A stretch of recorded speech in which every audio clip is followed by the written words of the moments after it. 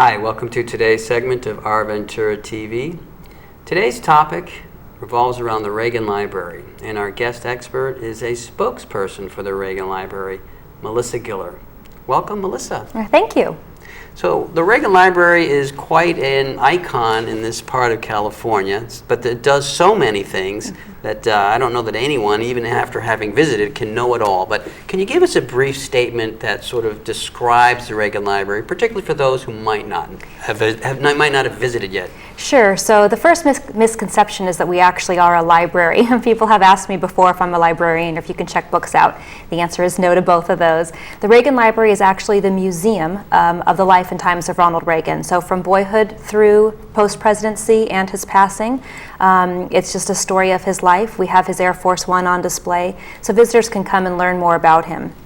The library side of things, and why that word is attached to it, is that we are also the house, so to speak, of all of his items from the 8 years of presidency. So whether that is the photographs or the speech videos or the objects he was given, the speech cards that he wrote, anything that was related to those 8 years are within our archives at the actual library portion of the museum. But guests can't just come up and see that. That's actually for researchers, but you can come and make an appointment to see some of that. But what a normal person, an average person would come and see any day of the week, 10 a.m. to 5 p.m. is the museum portion of what we have on display. Good. And when was the library established?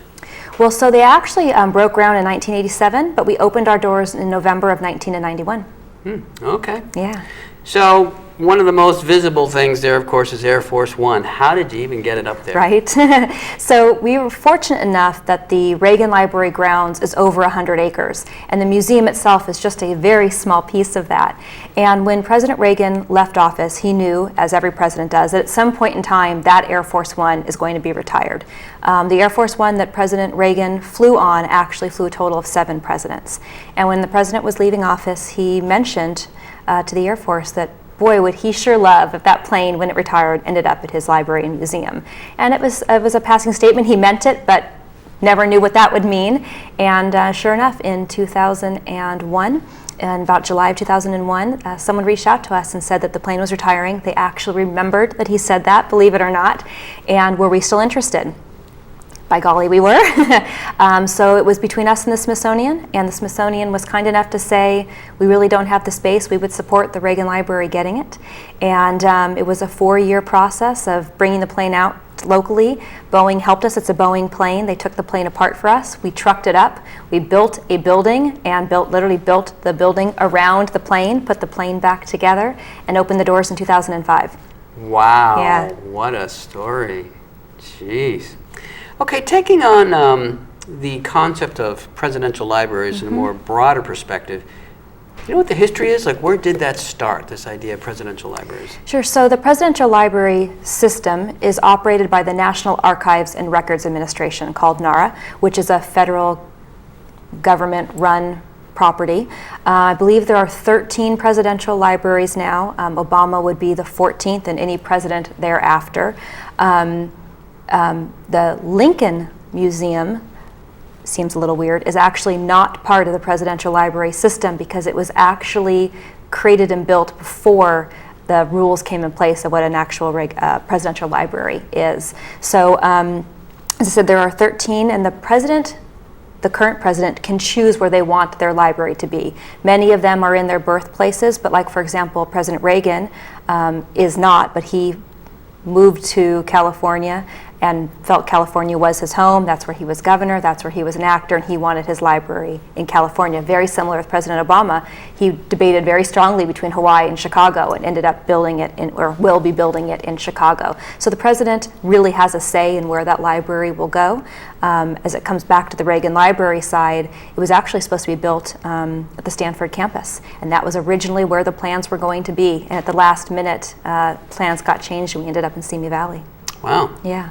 So you mentioned the origin of the library and or the origin of the name library attached to it. Now, I presume that's also the case for all presidential libraries. So originally was conceived as a research resource. Correct. For academic or not anyone, I guess. Well, anyone, right? You don't have to be a scholar, you don't have to be a student at a university or someone writing a book. You really can just make an appointment to research a certain topic if you so desired.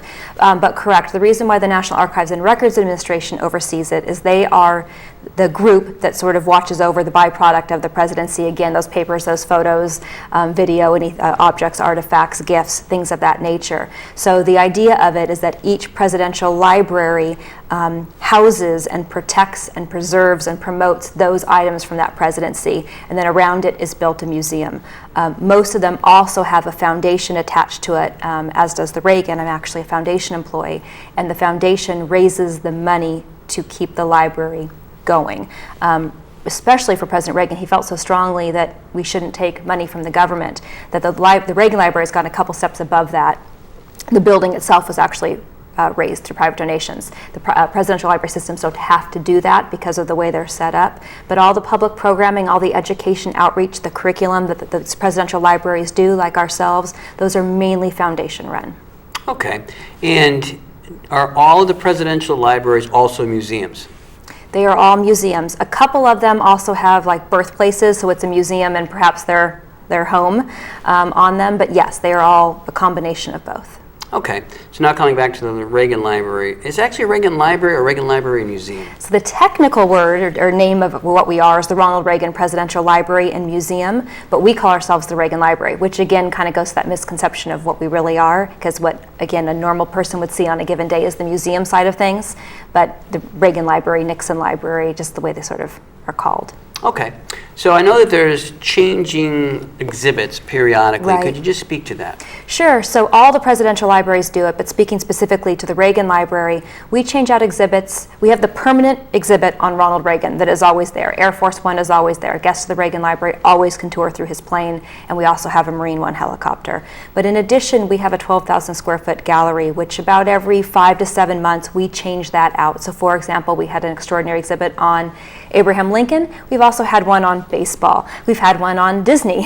And those change out throughout the year. Is really a good way for a couple of things. One, it helps the community out, something to do, something else to do, something else to see. Maybe you've already been to the Reagan Library, and now you're looking for something else to do. Well, now let's go see something on baseball or Abraham Lincoln or on Disney. It also helps us, our mission, obviously, is to promote the brand and the name, the legacy of Ronald Reagan. But we also want to promote the American presidency. And if we can bring in other exhibits, like we did one on Lincoln, we've done one on George Washington, we've done one on American heroes of World War II. If we can bring people up to the library that may or may not have already come to see Ronald Reagan, but they're interested in different subject matter, and they can walk away learning something, we feel that we've also accomplished something. Good. So the library has, of course, these exhibits, and the stationary or permanent exhibit, and then the different ones. But I also see school buses there. Yes. So specifically, are there tours for kids, or they're doing the same tours as anyone else? So again, the normal family, the normal person coming up to the Reagan Library pays an admission fee. But we feel very strongly about educating the leaders of tomorrow, the school kids. So school kids are always free. And in fact, when a school can't afford to pay for the bus to get up, we have school bus scholarships to make sure those schools from all over can get up to the Reagan Library. So school groups book all year round.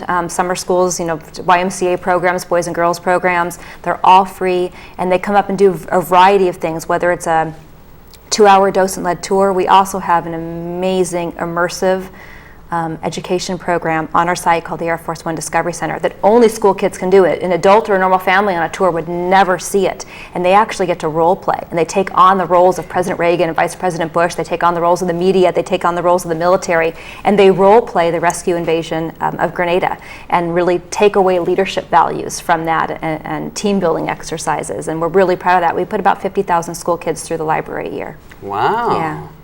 Good. Could you highlight some other programs that just show some of the diversity of what's happening or what's available to see there? Sure. So we do the school programming, we do our full-time permanent exhibits, we do temporary exhibits. We also try and do a lot of things for the community in adult programming. So we bring in a lot of speakers. So we hold presidential debates. We have in the 2015, 2016 year, we're bringing in people like Jeb Bush and Carly Fiorina. We've brought in media personalities, Sean Hannity, Mark Levin, Katie Couric, Larry King, and we've brought in scholars, book authors, people of all different varieties to talk about things from their perspective, whether it's issues of the day or a book they've written, messages they want to share. Some of them are free, some of them we charge because we'll include a meal, but really trying, again, just to educate the community in different types of things and give them another resource of somewhere to go.